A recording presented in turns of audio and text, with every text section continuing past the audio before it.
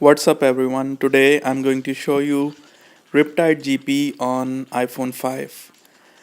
A couple of days ago I played this game after a long time and I noticed that they have added actually some of the effects which used to be on the Tegra 3 devices only, like the water splash effects, and I don't know exactly when they added back, but the last time I played, probably I think a year ago or something, less than a year I think, and at that time these effects were not available.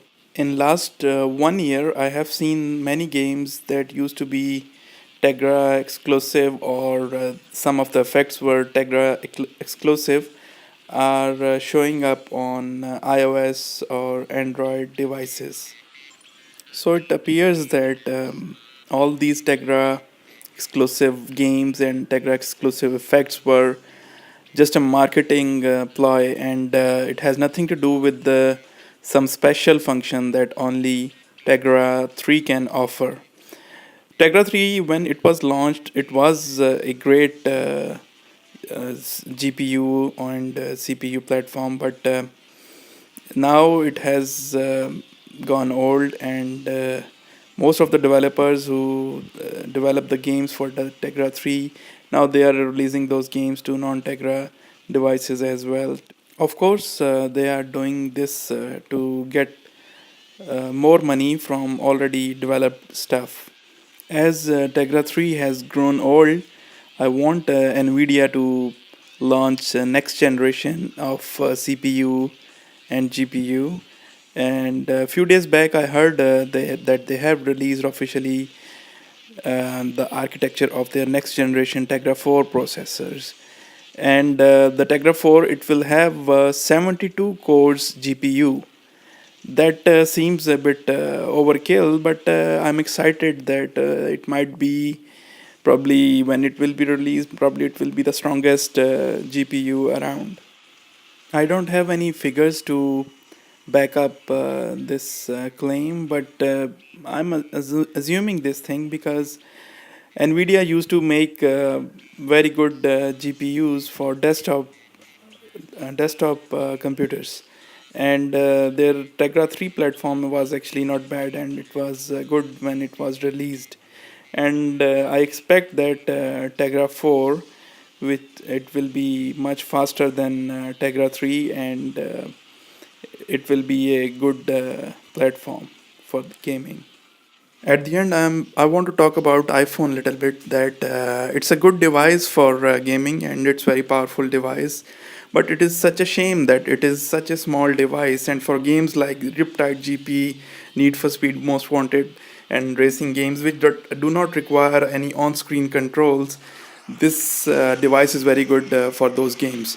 But when it comes to on-screen controls, iPhone 5's screen is actually too small, and I really wish that Apple can release a phone with let's say a 5-inch screen or 5.5, something like that, close to Note 2 screen, and a powerful device, iOS device. It will be very good for gaming, as well as you can use, at least I will use as a phone, as well as a portable gaming device.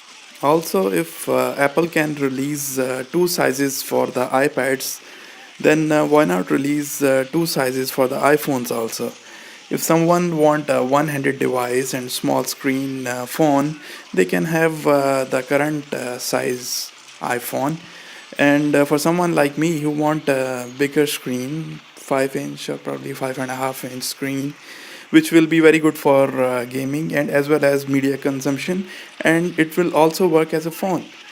I personally believe that 5-inch size is not that big that you cannot carry around.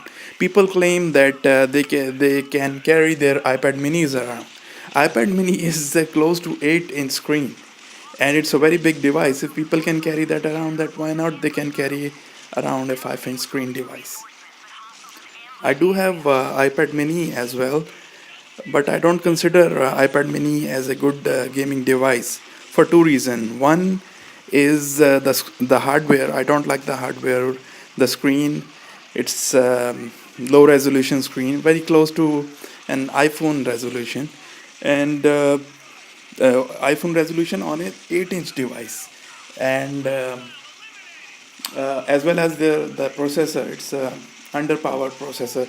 Although the current processor in low resolution, it works fine, but for the good gaming experience, I want a higher resolution and a stronger processor like iPad 4. And second problem with iPad Mini is that it's not a phone. I don't want to carry a separate device for gaming when I'm out of my home, and let's say I went to beach, or I went for let's say I went to the hospital and waiting for my turn and waiting for the doctor, and I want to kill time. I want to play. I don't want to carry two devices with me. One as my phone and the other one iPad Mini. Why not have one device that has both the good features? Another processor which I am excited about is Exynos 5. Samsung is expected to release Exynos 5 the coming year, and hopefully we will see this processor in their next line of Galaxy phones.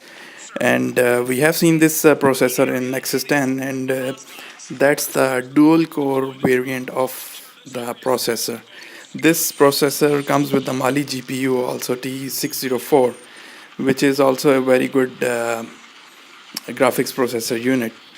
And I hope that Samsung release this processor in next Nexus. I'm sorry, not Nexus, Galaxy line of phones. And let's see, it will be a dual core version or the quad core version. Either way, it will be a very good processor, and I'm really looking forward for the release of the next Galaxy line. The S4 Pro, which is released this year, later part of this year, we have seen this one in Nexus 4. It's also a very good processor, as well as the GPU Adreno 320. It's very good GPU, but so far what I have seen is there are actually some heating problems, and if we can or Google somehow get rid of those that heating problem, then it will be awesome, because the performance is, there is no doubt that this is as good as iPhone processor, and we all know that how good the iPhone 5 processor is. Now, what's the problem with the heating? Actually, because of the heating, there are two problems. One is, because of the heat, there will always be the battery drain problem, because when battery, they don't like heat. So whenever the phone heat ups, the battery will drain quickly, as compared to if the phone runs cool. Every phone these days get hot. There is no doubt about this one. Even the iPhone, the Galaxy line, every phone get heats up or warm up. Uh, you can say up to certain extent. But the problem with S4 Pro is that it's hitting slightly on higher side, and also the hardware design is like the battery is very close to the processor, so the battery can suffer from drain if you play games long period of the time. And the other problem I see is the thermal throttling. If the processor temperature goes too high, then it has to thermal throttle to save the any hardware damage.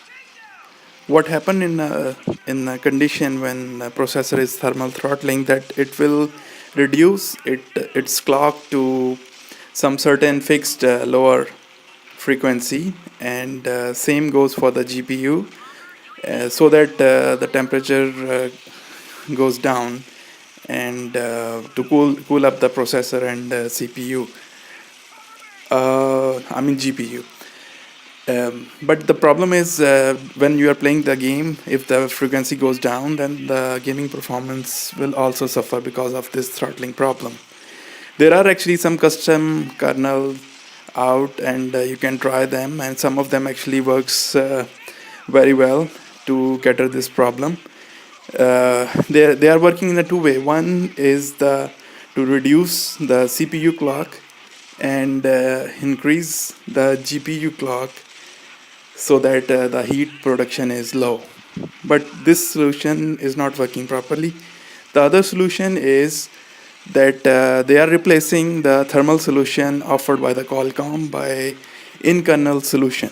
This is a better solution, and I'm using this one, and this is giving me better results, and the temperature is within controllable limits, and I don't usually get thermal throttling now. Anyways, I never thought that I will make the video this long, but when I started talking about the processor, so I want to finish up whatever was in my mind.